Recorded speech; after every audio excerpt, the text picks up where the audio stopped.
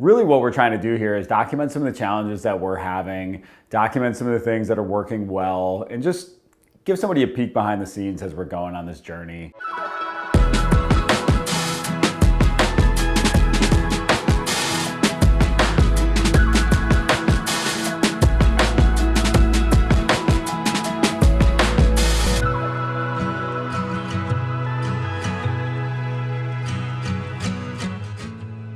So my name is Matt Beatty. I'm the founder of Guru Payroll and HR, which we changed names about, I guess, 2.5 years ago from ERG Payroll and HR. We started as about 9 years ago.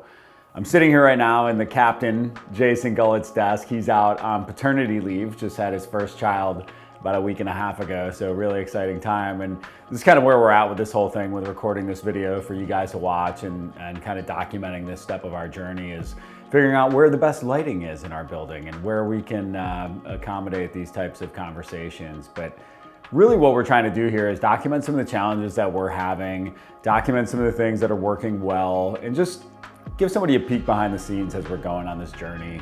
And right now, some of the things that we're really focused on are automation and long-term sustainability. So we've recently just put, as an example, 4 people in sales positions going from 0 to 4 over the last 6 months, which means that obviously over the next few months, we're gonna start to see a big uptick in new customers versus our last couple of years here.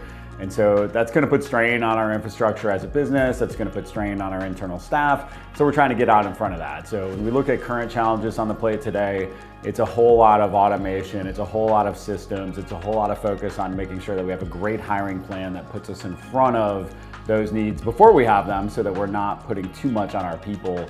Obviously, as an HR-focused company, we are trying our best to make sure that we're not, overworking people, putting too much on their plate, and trying to create a great culture, which is not something that's easy to do in this industry because it can be very stressful work.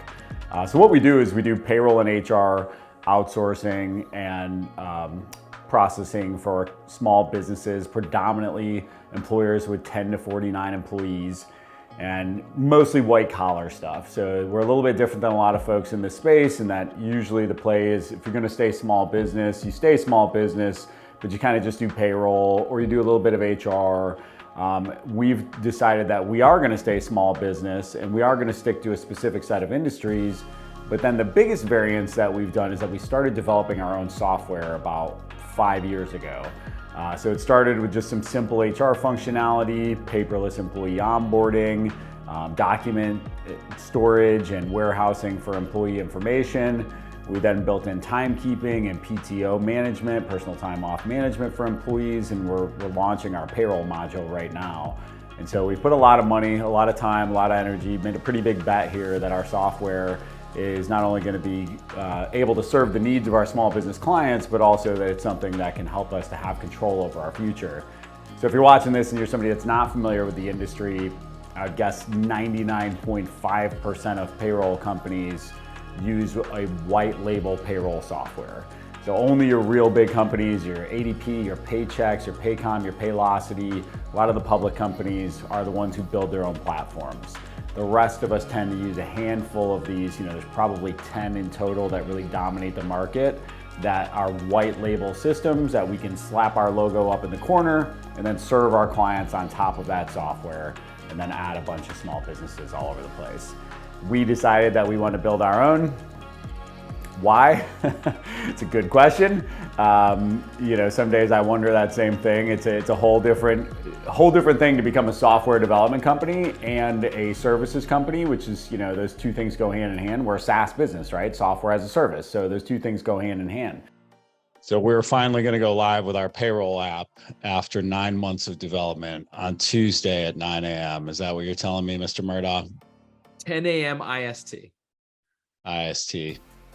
Why on earth would we be talking in these foreign terms, Brian? Well, because I did not have time between that meeting and this meeting to go to my time zone application and figure out what that means. It's going to be like...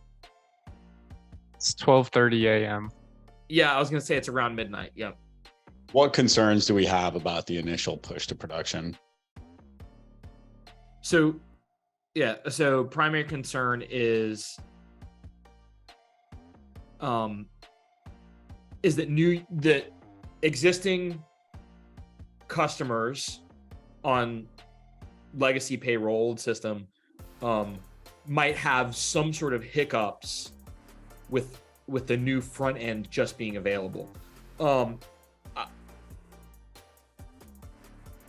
It should not affect anything like from a timekeeping perspective or assessments. Any of the all the existing stuff should live fine because it hasn't been routed in this process. Like we haven't ripped out anything. So within that early hours, then are we having someone that's like testing out all the functionality during that time that it's gone live at that point? Yeah. So as soon as they take it out of maintenance mode, the developer team is going to start doing those regression smoke tests in prod. Then we will also do that at earliest opportunity. I would recommend that you guys do the same thing. Like I want to make sure that we've got a lot of test coverage here. So what's the chances in your experience that this goes off without a hitch, like percentage wise?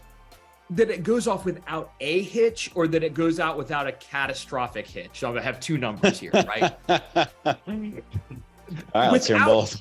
Without any hitch, I mean, the chances 5%. Are pretty low. We're like, you're in 5 to 15% that there are no hitches that happen. The chances that something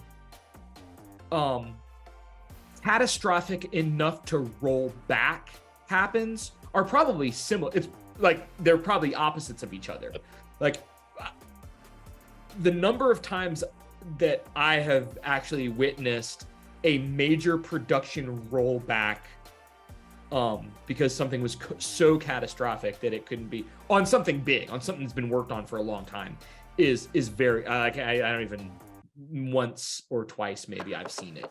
So we went ahead and launched the payroll product, rolled it out into our app, our HR and timekeeping application, and we had a lot of issues. We had to, for the first time ever, roll back a release of the product, and so it was definitely a stressful time. Came into a whole bunch of calls and emails from clients who had logged in and things were out of place, or things were moved or broken. I often joke, man, software development's like a game of whack-a-mole. Or like think about like putting your hand over the holes in a leaky boat. It's like as soon as you touch one thing, something else breaks. And so I'm not super surprised that it happened just from historical things, no matter how many precautions you take at any time no matter how much QA you do, no matter how much testing, you never know what's going to happen until you push something to production. And we were able to get it fixed, get it back to live, and are adding clients to the payroll product. It was definitely a stressful period of time around here while we got everything cleaned up, and definitely felt terrible anytime you're affecting something that's going to impact the user experience. So we're up and rolling now, excited, but it's definitely been a trying couple of weeks. Once you start opening that door, I'm not a technical founder. I've never written a line of code in my life outside of HTML and Hello World website like we all did in college. But we knew that this was going to create more value for the business and more value for our clients, because the thing that was wrong with all the white label softwares that we found is that if we say we want to be 10 to 49 employees is our sweet spot, predominantly in certain states and in certain industries, these other systems are built to accommodate employers up to 10,000 employees in every state for every size, every industry. So they have all the bells and whistles, and then they become really cumbersome for the small businesses. So that was the biggest driver, was just we wanted something that looked and felt easy to use and was just there to meet our clients at their point of need and not do all the stuff that they really didn't have a ton of need for. So that was really the biggest driver behind developing the software, was just having some control over the product. And boy, did we get the control, right? And that comes with all the headaches that comes with, the development calls I just had this morning. This feature's behind, this one's buggy, this one's not working the way we had hoped it did. And, It's like Mike Tyson always said, or Mike Tyson's famous quote of everybody's got a plan until they get punched in the face. And we get punched in the face pretty regularly on the development side. So that's a big challenge for us, but at the same time, it's also a huge opportunity, and we're creating something that I think is really special and that's only getting better. Well, stay tuned, because over the next few episodes, we're gonna pick up where we left off on that software development conversation and talk about how that launch went with our new payroll app. We're also gonna talk about an acquisition deal gone wrong. We're gonna get a peek behind the scenes into how we develop and some of the conversations related to our strategic partnerships and how we follow the 1 + 1 = 11 model, and a ton more. So I'm excited for you to come along for this journey. I really hope that it's helpful to you and you growing your business. Make sure you hit that like and subscribe button. I know it's corny, but it really encourages us and make sure that we can develop more of this content. If it's providing value to you, it's the least you could do. Thanks so much for tuning in. We appreciate you.